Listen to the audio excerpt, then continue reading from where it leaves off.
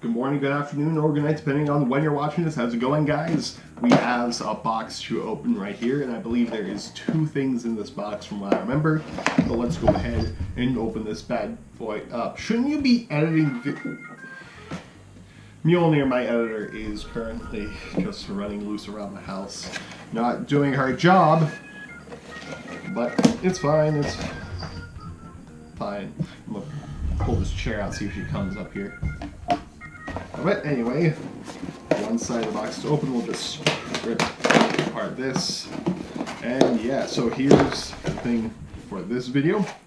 We have these packet of strings, which are the Dario Chromes, which are Flatwound strings. If you don't know what Flatwound strings are, it's better if I show you a picture. Normal strings are Roundwound strings, so they like have the coil wrapped around them. That's what makes the low strings feel the way they do, just because of how round they are.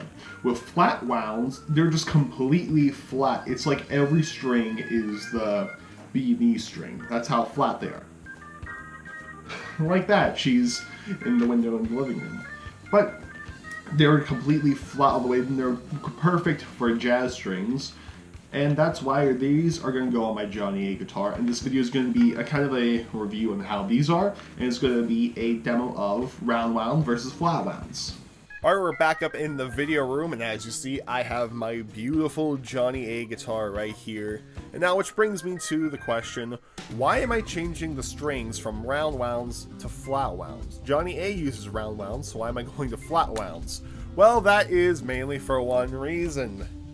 I like jazz.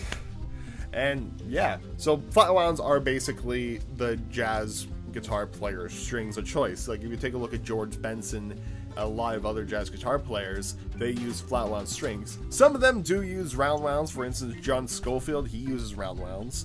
And there's a lot of other people, some people who play solid body actually switch their guitars to Flatwounds just so they can get a more jazzier sound with their solid body. For instance, if I were to put it on the SG here. And Flatwound strings are also very common on the bigger archtop type guitars. For instance, my buddy Nick loaned me his Ibanez Artcore archtop, and it had Flatwound strings on it, and it was amazing to play. And yeah, so in my pursuit of being a more jazz musician myself, I'm going to switch the Roundwound strings on here to Flatwounds. Also on the packaging, it says, perfect choice for, okay, let me get in lighting. Perfect choice for jazz, blues, and rockabilly players everywhere.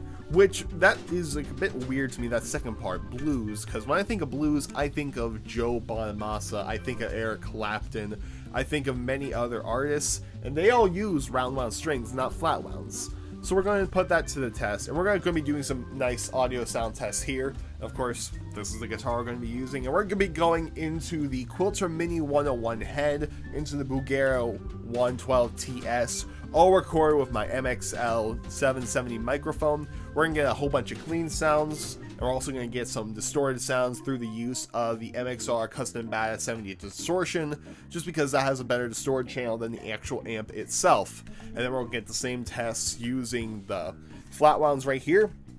And these tests will include chords, power chords, some solo lines, and a bit of like fingerstyle playing, just so we can get a feel of that.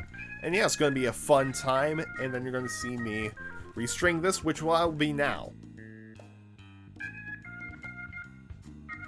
I also forgot to mention when I recorded that video, it's currently the next day, and I just recorded all the audio sound tests. That's why I'm wearing different clothes. But I forgot to mention that all the settings on the Quilter stay the same throughout the entire duration of the Roundwound audio test, and we'll use the same settings with the Flatwounds, in which I'm going to bring up the GoPro to show you all the settings on the Quilter. I'm also going to just show you the settings on the MXR Custom Bass 70 distortion. None of the settings change throughout any audio tests. And also, for all the clean tests, I forgot that for our reference jazz setting, I rolled that volume down to 5, and I didn't change it throughout any of the sound tests, and I realized that halfway through, so I didn't change that. So when we go to our neck pickup, the tone will be on 5 o'clock, that way there's no discrepancies, and we'll do the same with the Flatwounds.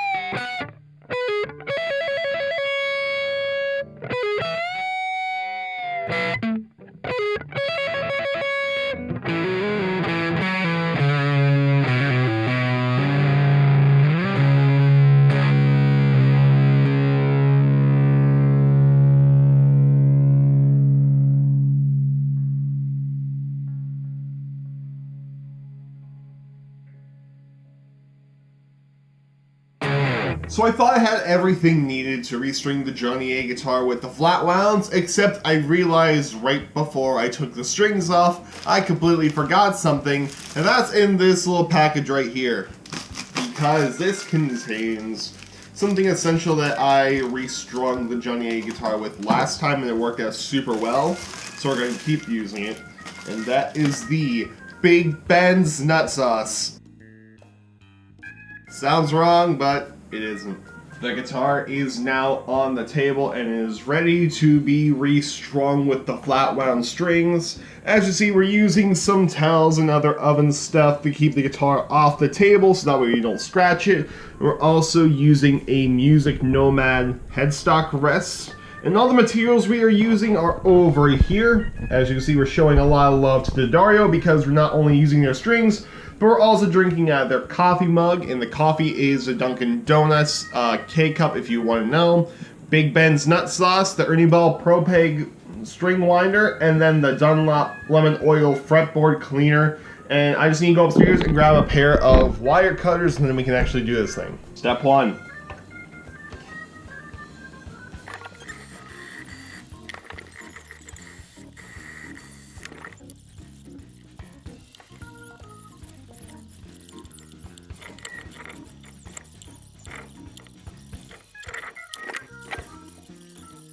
Time to open up the Flatwounds. As I'm going to show you in a moment. So on the back, if you don't know the Dario's packaging, on the back they have like where every kind of their strings are on the bright to the warm scale, and the chromes are at the very bottom of it, in which the NYXLs are all the way at the top. Previously on this one were the String Joys, as I mentioned prior. So, I don't know where they would rank on this brightness scale, but and also the thing I love about the Dario packaging, just with their strings in general, is that they color code those strings, so that way you know which ones are the right ones. Other than that, it's just like opening packets, which honestly, I love String Joy strings and I love the Dario strings, so either or, just not Ernie Ball strings. R has the player circle code on the back, so you don't forget to register your item. And now let's actually open these up. I'm going to cut it so I can save out the code, so I can register these later and maybe get a Dario glass. I mean, that's how I got this Dario mug right here, just from all the classical strings, all the NYXLs I used before I went to String Joy, all the acoustic stuff before I went to String Joy. Now the Flatwound strings. So, okay, opening this up, I forgot that these are Flatwounds for a moment. I was expecting round things, which you can see all these are silver. Which, I mean, that's what you would expect with normal strings anyway, but they all look like they are the higher strings, which is exactly what they are. So let's go ahead, let's take out our E string. For those of you who haven't played with Flatwounds, it's an experience, it's pretty cool. I personally enjoy the feel of a Flatwound string myself. I played on a couple of guitars when I was at some local guitar stores. Not really when I go to Guitar Center. They usually put everything with theirs with Roundwounds just because that's Guitar Center style for you. It's not really a jazz kind of place. And of course, I had my buddy's Ibanez Artcore arch top for a while, which had flats on it, which I mentioned before. So this is our low E string. As you see, it's completely smooth, which is exactly what you want. Just running my finger across it, super smooth. The only rough spot is up here where you would tie down your string, but that is to be expected. So if you don't know how to restring a Bigsby, it's fun. You just gotta do one of these doodads. You bend it a tiny bit. It always takes a few times, especially when it comes to any Bigsby really. Make sure it's on the hook. And then my first mistake when I restrung a Bigsby when I first restrung this Bigsby with the String Joy strings, I made the mistake of doing the low 3 strings just like this, where at the very tail end here, it was just going over top like that. I'm like, wait, no, that's wrong. Because what you have to do is you have to travel under and over, which is a song by my guitar teacher, which I am playing this semester and I'll eventually cover on the channel. And there we are, we're all the way through, and our ball came off of the peg down here. Honestly, this is the only tease part of baked beans is just that. Also, before we do...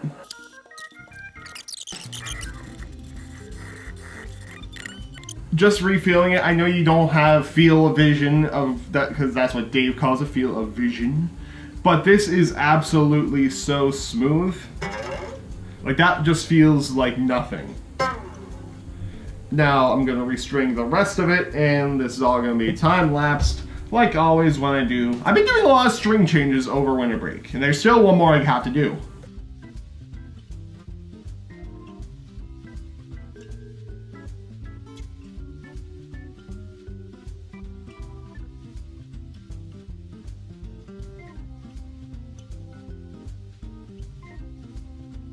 Just before I'm getting back to restringing, on my Twitter yesterday, I posted about Optima strings, which are strings made out of gold, and I tagged them in the post, and they liked it. So thank you guys for noticing. Would love to try out your strings, especially on the Chapman, because on this one, flats. Unless you own pyramid strings, then I would love to try your gold flats out. Anyway, back to restring, just the 2 strings left.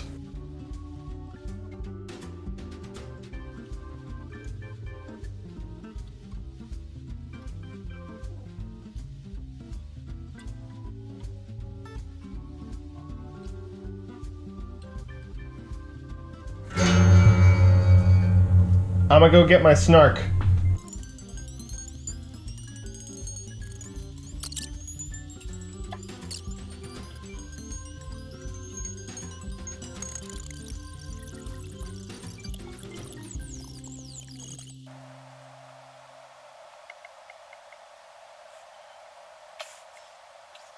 Alright, it's all strung up, it's all tuned up. We're going to let it sit overnight or maybe for 2 days. Then we'll do the sound test, and tomorrow we'll apply the Big Ben's nut sauce. I also am probably going to intonate this bad boy. So I'm going to go do that. I'm going to let it sit for a bit, go upstairs, tune it, intonate it. Tomorrow, nut sauce. Next day, sound tests.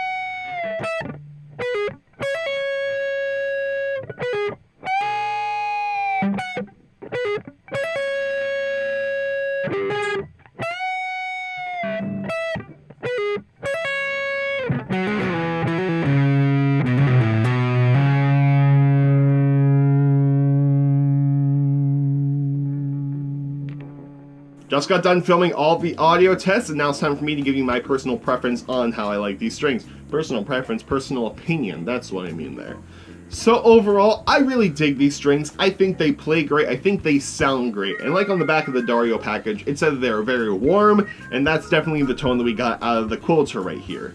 With the distortion, I was really kind of surprised, because when I was doing the Black Napkins distorted test, we started off on our bridge pickup right here, and when I went to adjust, I thought I was going down, like I thought we were on the neck pickup, but no, we were on the bridge, so I thought that was kind of cool. And yeah, definitely some different tones out of these.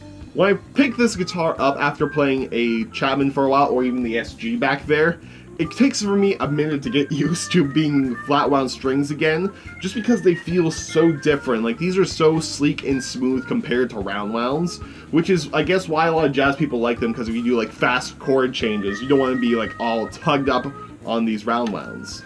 So, once I get used to them, I don't mind them at all. I really like them. However, I want to point out that there is a thing out there that says that flat-wound strings are harder to bend. Just before I turned the GoPro on to record this part of the video, I was just messing around, like looking up to see if this was actually a thing that wasn't just me, because I was having a tough time bending these for the past couple of days. And, well, just before messing around, I threw on some distortion just to test something else. And so, try on the right pickup.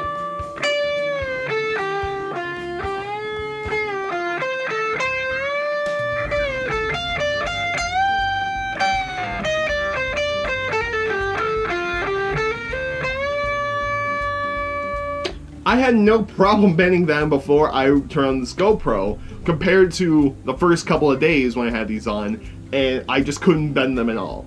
So, but then again, I think that comes down to two things, really. One thing being that I'm still getting used to these strings total, and now they're becoming a lot easier to bend. Two, previously on the guitar and every other guitar I own, I have used 10s, which make them a lot easier to bend compared to 11s. So that just might be me getting tougher. And when I do have 11s on the guitar, for instance, the Schecter has 11s back there, but I down to that to open C. Well, actually, I tuned that one up. No, I tuned it. Yeah, I tuned it up, actually. So that could be one of the things there. But overall, I really dig these strings. I'm really happy with them. The only problem I got with these strings so far is that when it comes to the G string, maybe it's because of something in the bridge, who knows, but because it's a flat wound G string, I'm getting like this weird buzzing sound. I don't know how well you can hear it through the GoPro. Like that, the G string will always ring out like that, which to me isn't that much of a problem. Like, yeah, it stands out a lot, but once it comes, like, and then again, I'm just in my home. Once I get back into college, when we go to Jazz Combo, I just play this guitar for a bit. If that buzzing sound becomes annoying, I'm definitely going to take this in the shop. See if it's something with a bridge saddles, because that might be it. And plus, this needs to go in the shop anyway, because I'm starting to get a little fuzzy fuzz when I switch between pickups. But other than that, I really dig these strings. I don't know, like on the back of the box they said they were suited for blues.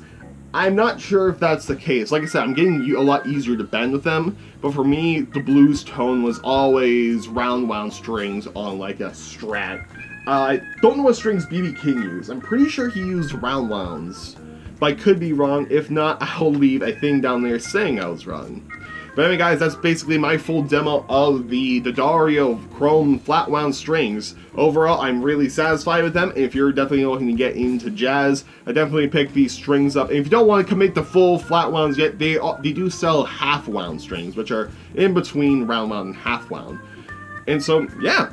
So then, guys, let me know down in the comment section below if you ever tried flat wound strings, and let me know your experience with them. Don't forget to subscribe. We're actually at over 300 subscribers now, which is pretty insane. It's only, as I'm recording this, it's only 16 days into January, we already hit 300.